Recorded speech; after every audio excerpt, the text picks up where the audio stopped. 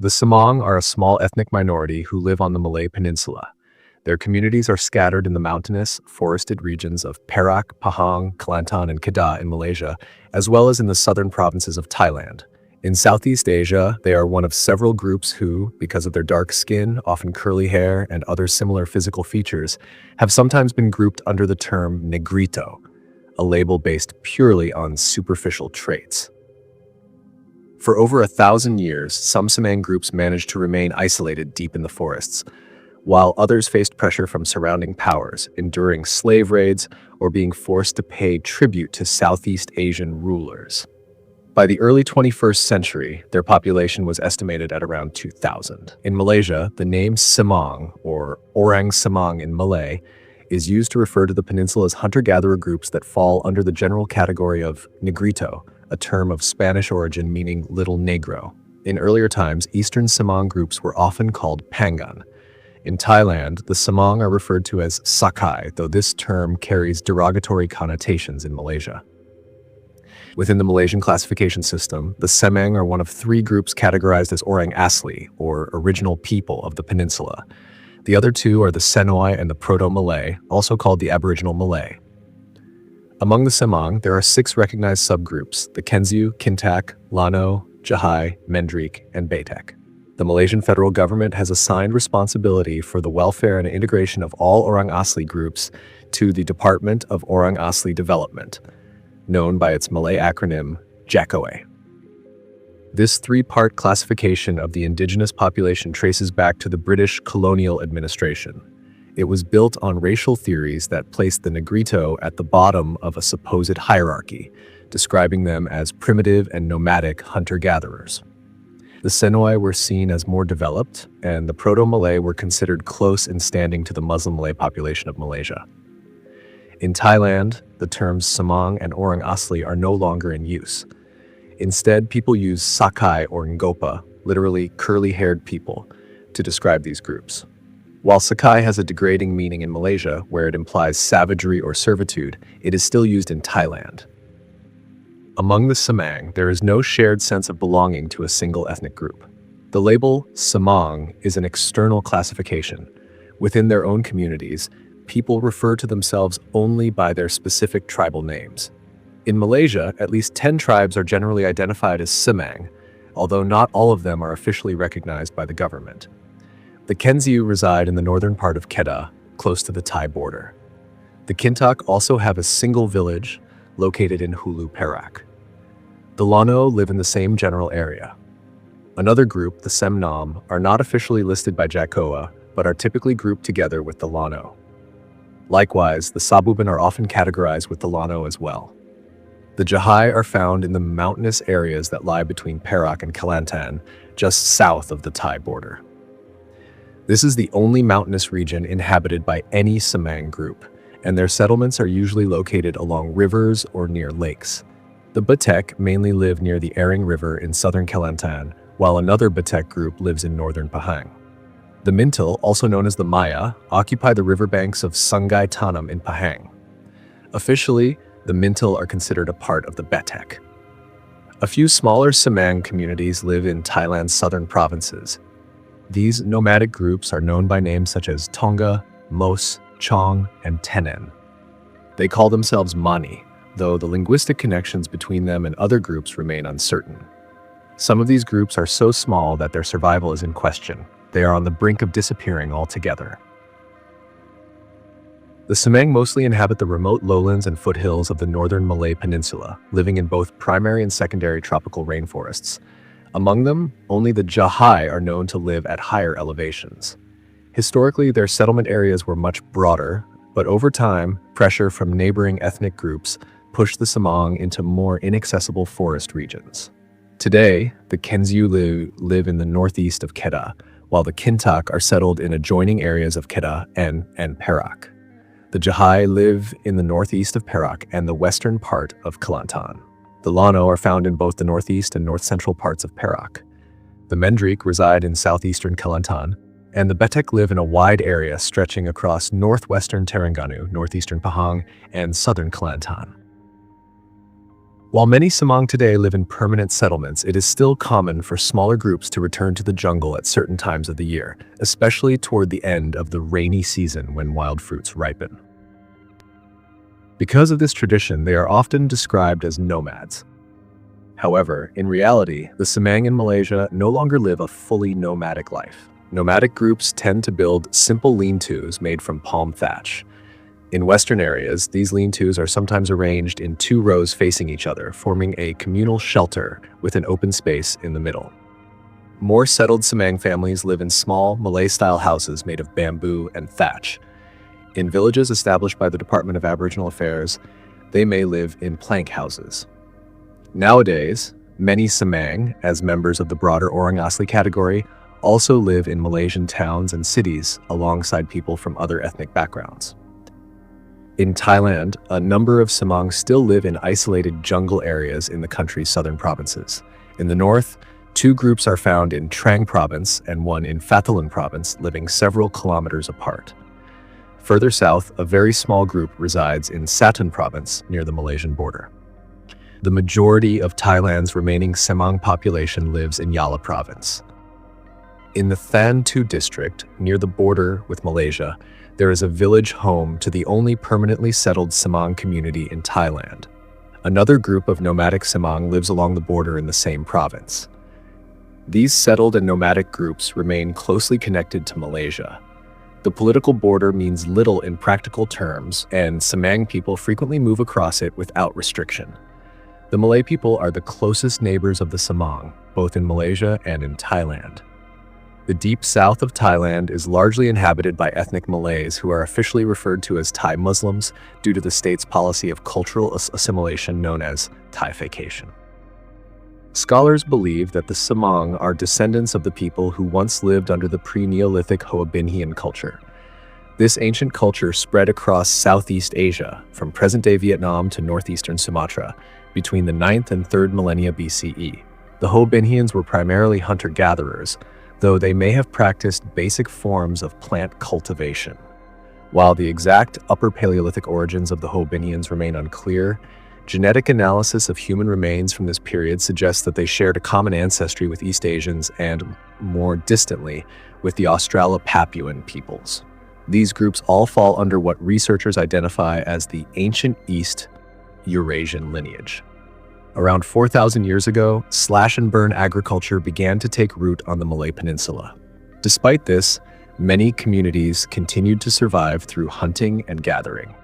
At the same time, new migrants arrived, bringing with them Aslian languages, which evolved into the modern Sanoic and Semang languages. It is believed that the ancestors of the Senoi adapted to farming, while the Semang remained focused on foraging, though they also participated in trade and limited farming. Over time, a strong social boundary formed between these groups, particularly through customs that discouraged intermarriage, reinforcing their distinct identities. By 500 BCE, maritime trade routes were already well established, and the Malay Peninsula became a key crossroads connecting India and China. Coastal settlements began to appear, some of which grew into major ports with permanent populations of foreign traders. These traders maintained consistent ties with China, India, the Middle East, and the Mediterranean world. The Semang, living in the forests inland, became suppliers of highly valued jungle products such as aromatic woods, camphor, rubber, rattan, rhinoceros horns, elephant tusks, gold, and tin. They were also seen as guardians of the forest. During the era of the Srivijaya Empire, contact with the Semang continued. Records show that in 724 CE, 2 Negrito pygmies were sent as tribute to a Malay ruler. Negrito pygmies from the southern forests were subjected to slavery and exploitation, a practice that persisted well into the modern era. At the end of the 14th century, Malay settlers from Sumatra began establishing trading towns along the Strait of Malacca, the most prominent being Malacca itself. By the early 15th century, Malacca's ruler converted to Islam, and Malay settlers gradually expanded inland. Some indigenous groups were subdued, while many of the Orang Asli, including the Semang, retreated further into the forest. Initially, the relationship between the Semang and the Malays was peaceful, with trade forming the main point of contact. But as the Malay states grew stronger, tensions rose. During the 18th and 19th centuries, the Semang and other indigenous groups became targets of slave raids, especially by Batak and Rawa raiders. In response, the Semang adopted avoidance strategies to protect themselves. They would abandon and destroy their shelters at the first sign of intrusion and disappear into the jungle to avoid contact.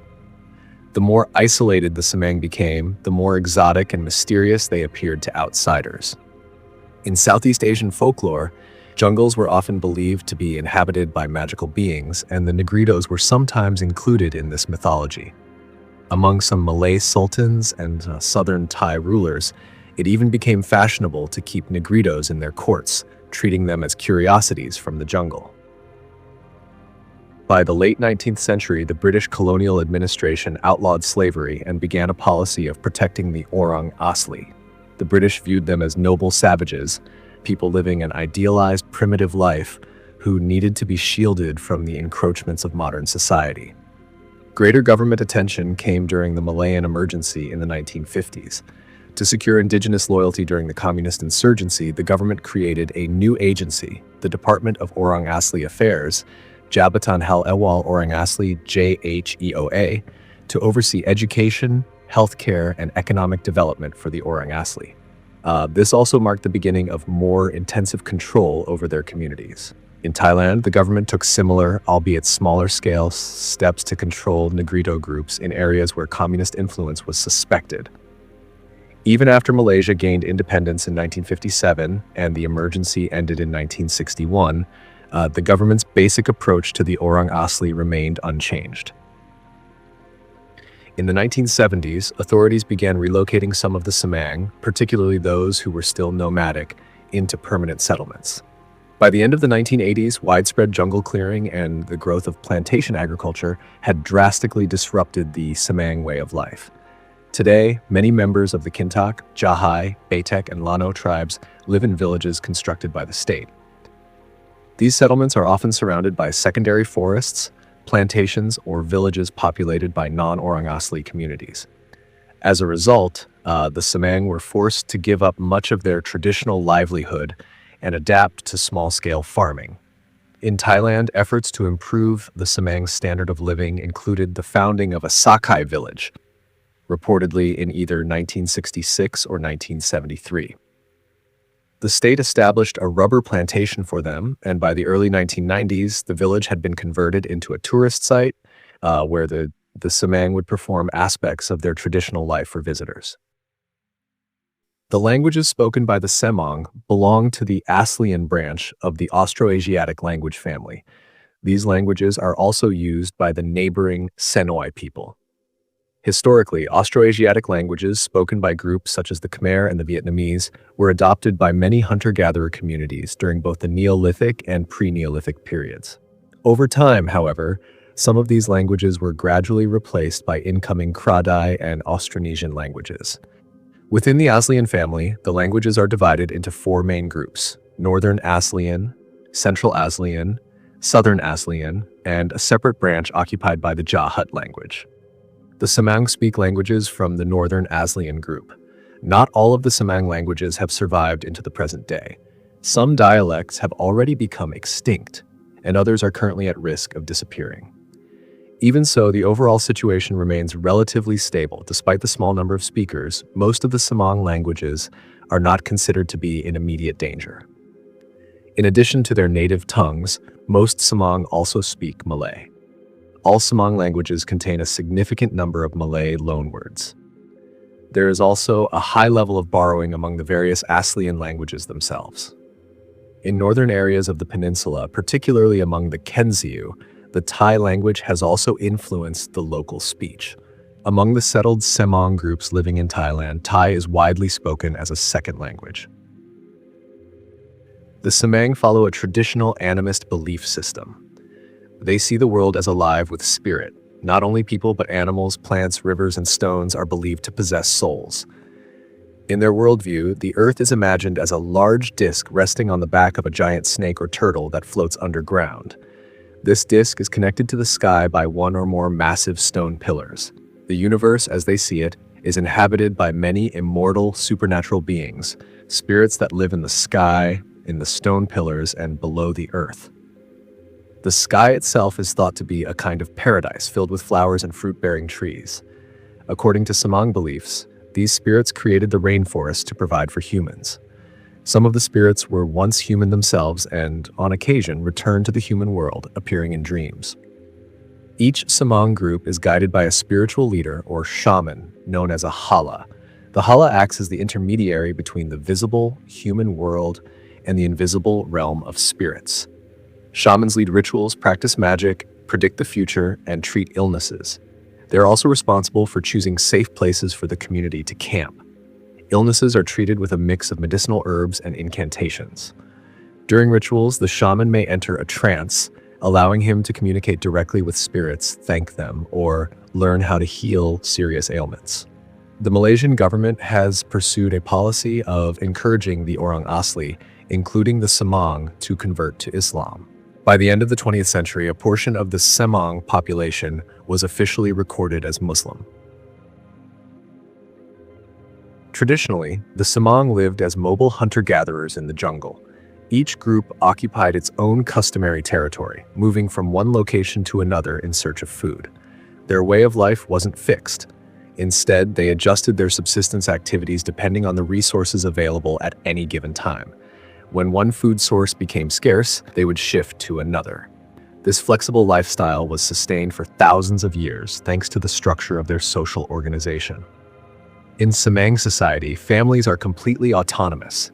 Several families might come together to form a temporary camp, but they could just as easily part ways and regroup with others somewhere else. This extreme level of exogamy, marrying outside one's immediate group, has led to wide networks of kinship, connecting families across various camps. Such a setup is ideally suited to a nomadic existence and differs significantly from the norms of settled societies.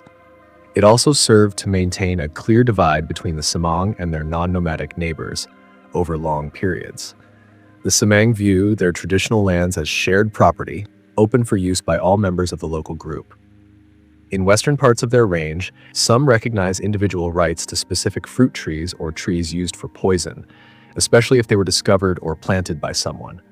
In other areas, even these trees are considered communal and free for all. Despite often being described as deep jungle dwellers, the Semang usually inhabit transitional zones between dense rainforest and cultivated areas. These edge zones provide a greater variety of resources.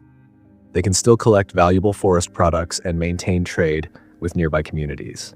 In contrast, the deep jungle offers fewer edible plants and only small game for hunting. The Department of Orang Asli Development has tried the Semang into agriculture-based villages. In these resettlement areas, jungle land is cleared and planted with rubber trees, durian, rambutan, oil palms, and bananas. The Semang are expected to adapt, but farming requires long-term investment and delayed returns, something that doesn't align with their traditional worldview. On any given day, a group of Semang might split up to gather forest produce, trade it, work occasional jobs for Malay farmers, fish, beg, or collect gifts left by outsiders. For generations, the Semang have survived through a combination of gathering, hunting, and fishing, all while following a wandering lifestyle. It was only in the 20th century that certain groups, particularly the Lano and Baytek, began experimenting with slash-and-burn farming. Their daily food mostly comes from the forest. They collect wild plant roots and fruits, especially wild yams, which are found in at least a dozen varieties throughout the year. They also gather bamboo shoots, nuts, seasonal fruits, mushrooms, and honey.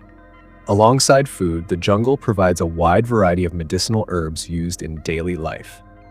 The materials they gather from the forest serve more than just nutritional purposes. Bamboo, for instance, is essential. It's used to build houses, craft blowguns and darts, make fish traps and kitchen tools, and even to fashion water containers, mats, rafts, and ritual objects. Wood is carved into knife handles, sheaths, and cutting boards. Pandan leaves are woven into mats and baskets, while tree bark is used for both baskets and clothing. Rattan is shaped into ropes, baskets, ladders, and belts. A significant portion of the Semang's effort is also directed toward collecting forest products for trade. They harvest items like wild fruits, rattan, rubber, wax, honey, and herbs, and trade them with neighboring Malay villages. Among the most sought-after products are petai, kurdas, kiranji, jaring, and durian. These resources are shared among all members of the camp. The money earned from trading them is used to buy necessities like rice, oil, tobacco, salt, sugar, clothing, fabrics, knives, and other goods. Hunting remains an important part of their livelihood. While they use spears, rifles, and slings, their most distinctive weapon is the blowgun, ideal for hunting small game such as squirrels, monkeys, bats, and birds. Guns and spears are used to hunt larger animals like wild pigs, goats, deer, and tapirs. For fishing, they rely on bamboo traps, spears, hooks, and rods. While foraging remains central, most Semang groups today also cultivate a small range of crops. These include upland rice, cassava, corn, sweet potatoes, and vegetables. Until fairly recently, most Semang communities lived a nomadic life. Their camps were made up of temporary, simple shelters, often constructed from palm leaves. These basic structures were usually slanted, with one edge resting on the ground and the other propped up by 2 or 3 sticks. In some cases, they built circular shelters with an open central space, which served as a communal area for dancing and ceremonial activities.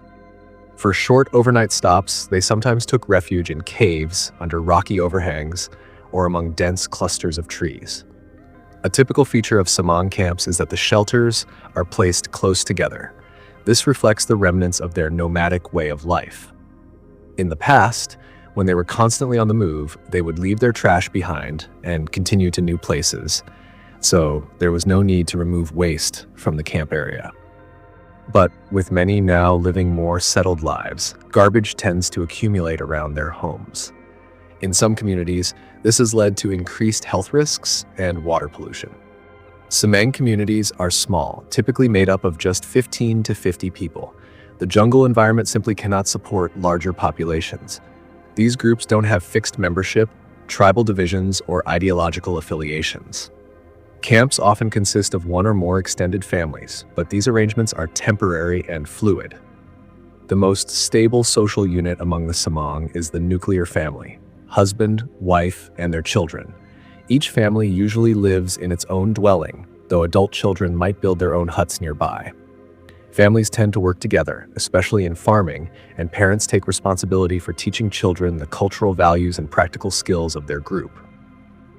Kinship is traced through both the father's and the mother's lines. The Semang don't make strict distinctions between siblings and cousins, but they do categorize siblings by age, distinguishing between older and younger brothers and sisters. Young people generally choose their own spouses, and parental involvement is limited. In principle, a groom is supposed to ask the bride's parents for permission to marry, but in practice, this doesn't always happen. The groups are generally exogamous, meaning they do not marry within their own immediate kin groups. Marriages between close relatives or in-laws are strictly forbidden. This promotes wider networks of relationships across distant groups. Strict taboos govern physical contact between the sexes, and these social rules make extramarital sexual relationships extremely rare. Both polygyny and polyandry are permitted, but neither is common. Divorce, on the other hand, is quite ordinary and easy to initiate. If a couple decides to part ways, they simply stop living together, especially if they have no children. The nuclear family also serves as the basic economic unit in Semang society. Women play a central role in subsistence activities, spending a great deal of time gathering fruits from the forest and fish from the rivers. Semang society is egalitarian. There are no social classes, and no adult has authority over another. People are connected through kinship and friendship, and individual autonomy is highly respected. There are no formal means of enforcing behavior, but social pressure discourages actions that harm the group.